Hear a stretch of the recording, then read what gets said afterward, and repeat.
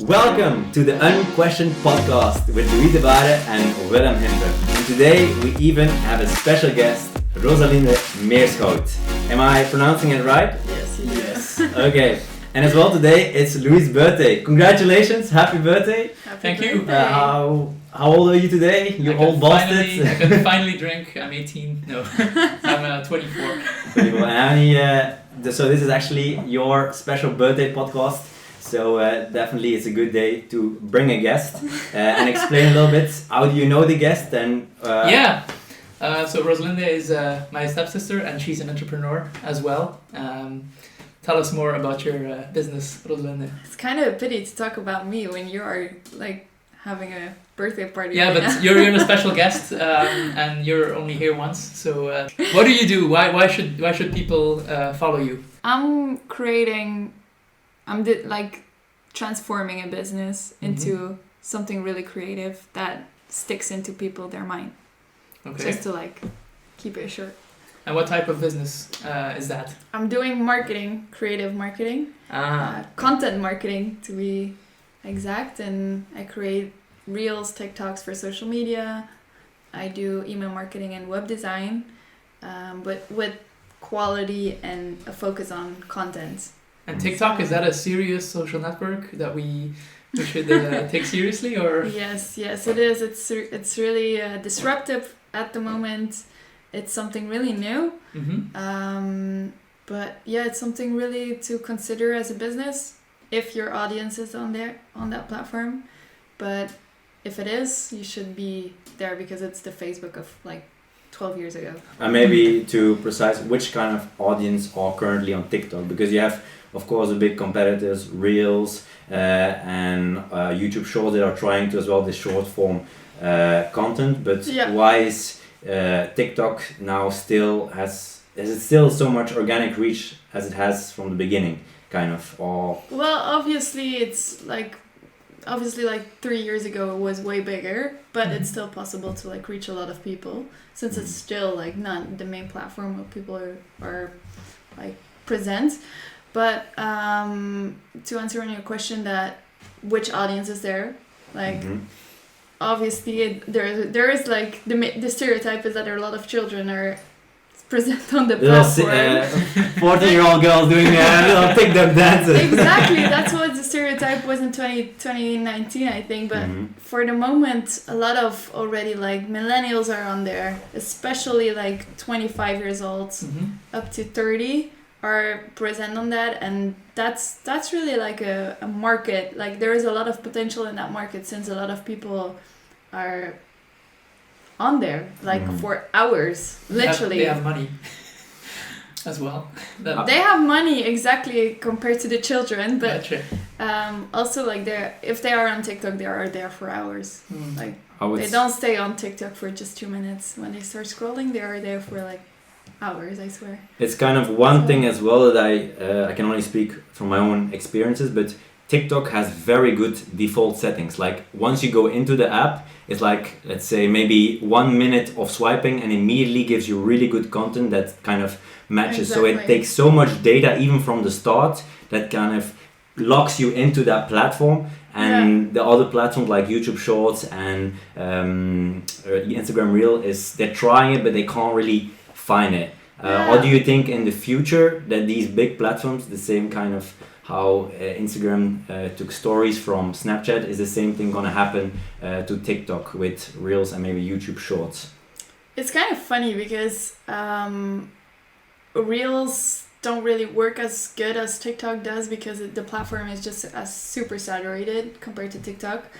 But for the moment, I think TikTok is not going the way of Instagram at all. I think they are most going after YouTube or Google, just a complete other route. But for the moment, we're good. Still, you have a lot of reach. You're still able to get good authentic content that you want to see.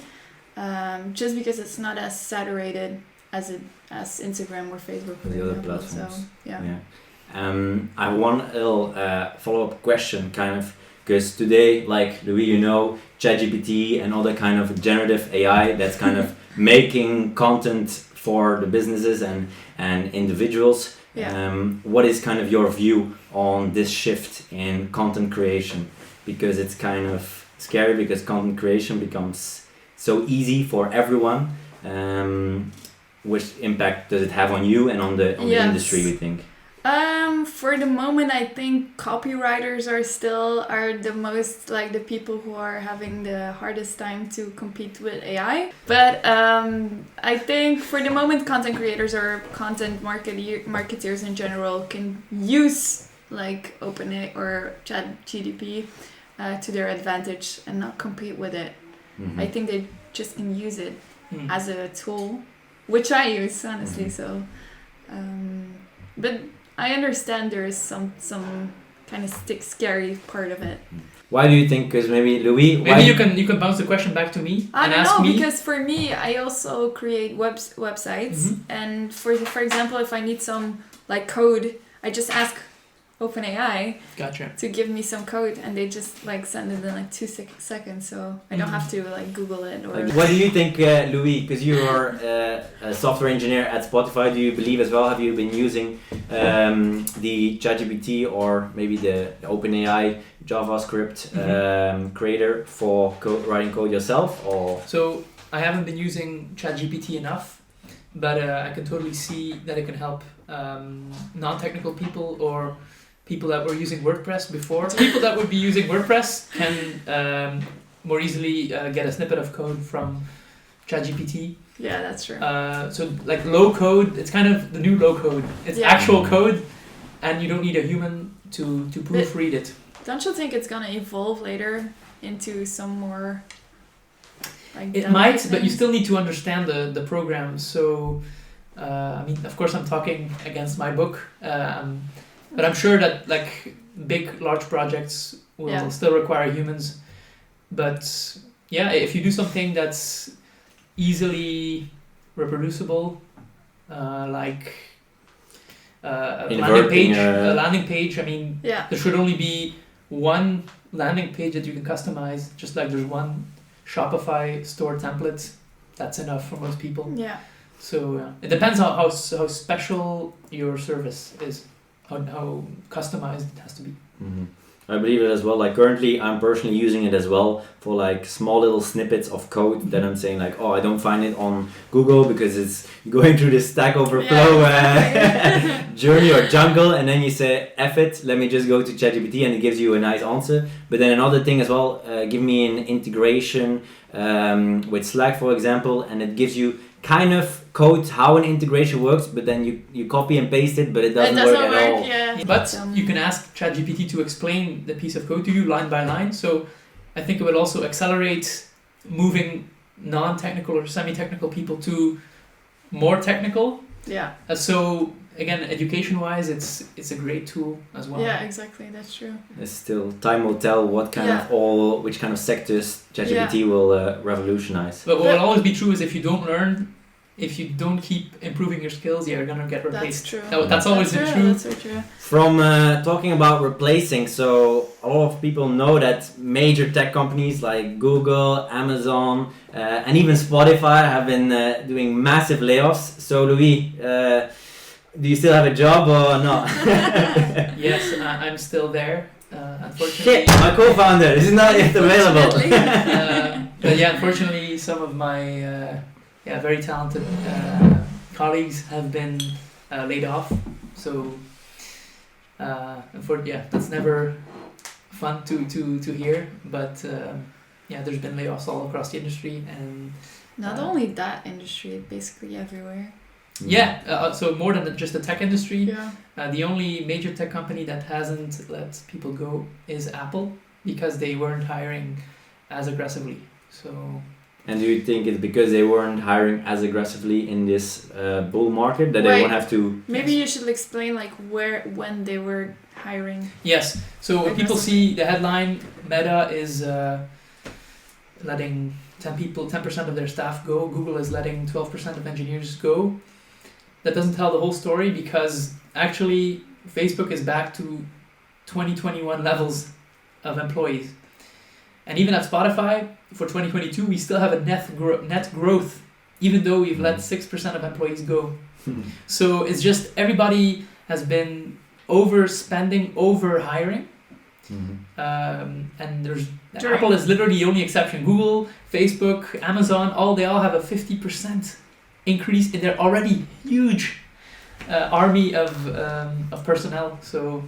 And have you felt kind of impact on this, like massive layoff a little bit, like recession that is going on in your own business? Because marketing is often something that gets basically the first thing that gets dropped in a recession is marketing. They cut budget, and it's the first industry who feels it is marketing.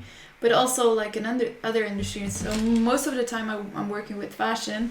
A lot of big brands like Louis Vuitton, H&M Group, Inditex from Zara and stuff, they are also laying off a lot of people, closing stores, focusing on flagship stores. So flagship stores are the biggest stores in a city. Like Oxford Street, Oxford yeah, Circus, exactly, and like the major. Exactly, like like the store in Antwerp here in Belgium, or the store in Oxford Street, for example. It's really to show how the brand is and what they represent. Exactly, the biggest budget, the most items, like basically all the items are there, and then the other small stores are closing because just of the recession, and it's insane. Also, like my business, like this summer, I feel like that was the first time that I felt the recession that was really serious, was the moment that I felt like businesses were like doubting, should I invest in marketing this time for the coming 3 months?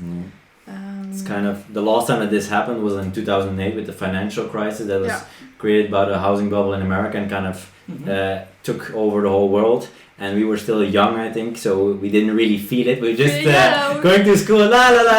Like, what's going on? We saw like on the newspapers that people were not filling their I don't know how to call them, the things that trolleys or the cars, the cotton.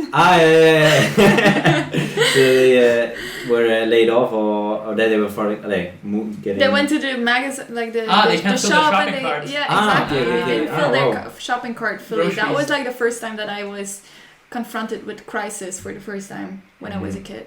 Yeah.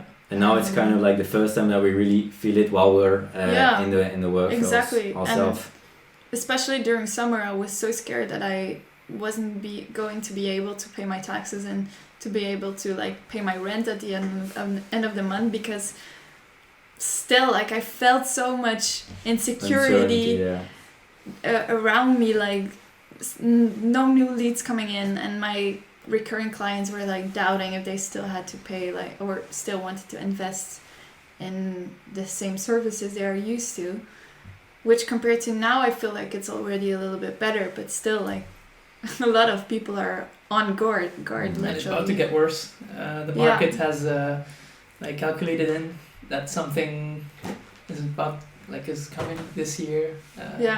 Uncertainty is at an all-time high. So. Well, it's maybe weird to say, but it had to happen eventually. I thought it was gonna be once everyone was going to lockdown, and then a lot of businesses would suddenly, the business that were already having troubles with financial-wise, they would immediately being foreclosure. But then as well, the government, the big man came in and said like, oh, here's a free pass, exactly. And then they gave it like all those businesses 2 years for and now, free, and now it's getting backfired.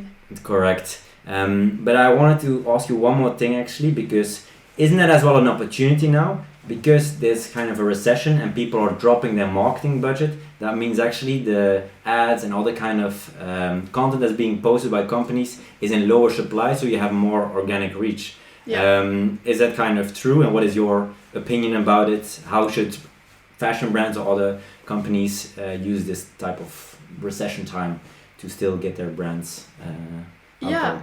I can kind of understand that it's super scary to invest in marketing at this point. Like, not like the consumers are not buying as usual, but that's just a moment to just invest in marketing, because that's just the main reason that sells your product in general.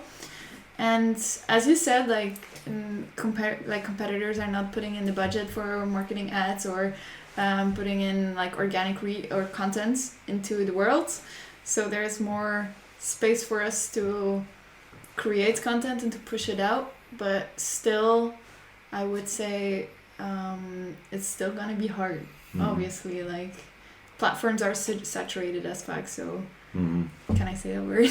Yeah. The prices are not lowering. Are you seeing any decrease in the spend, like how much you have to spend to reach a certain amount of audience? To reach a certain audience on social media? Not really. Okay. Not really.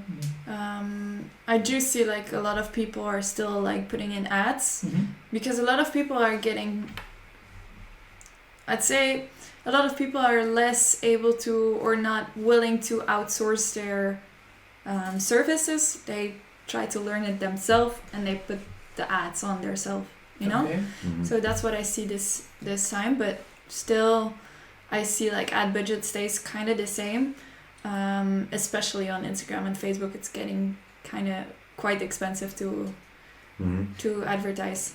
And now make the case for your company. Why shouldn't I, as a small business owner, do that myself? And why can I use your services at the social agency?